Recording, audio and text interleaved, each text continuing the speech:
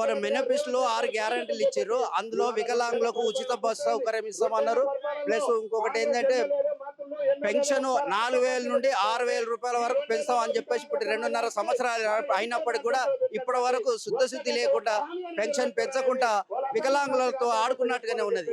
ఈ ప్రభుత్వం ఉద్దేశించి ఈ రోజు కార్యక్రమం మాధారణ చేయడానికి రిలే నిరాక్ష చేయడానికి ఏంటంటే ప్రభుత్వానికి వికలాంగుల సత్యంతో సూచించడానికి ఈ రోజు యొక్క కార్యక్రమానికి వేలాది మందితో ఈ రోజు రాష్ట్ర వ్యాప్తంగా ఏకమై ఉద్యమం చేయడం జరుగుతుంది.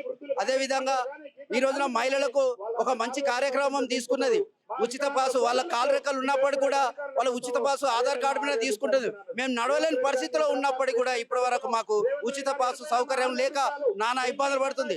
మేము హైదరాబాద్ సిటీలో మెట్రో బస్సులు ఎక్కువ ఉన్నాయి, ఆర్డినరీ తక్కువ ఉన్నాయి. ఆ ఆర్డినరీ బస్సులు ఎప్పుడు వస్తుంది అనేది తెలియదు. ఆ విధంగా ఎంతో కష్టాలతోటి మేము ఈ రోజున తెలంగాణ మన రాష్ట్రంలో ఆర్థిక ఇబ్బందులతో మేము జీవిస్తున్నాం అని చెప్పేసి ఈ సభాముఖంగా మేము తెలియపరుస్తున్నాం.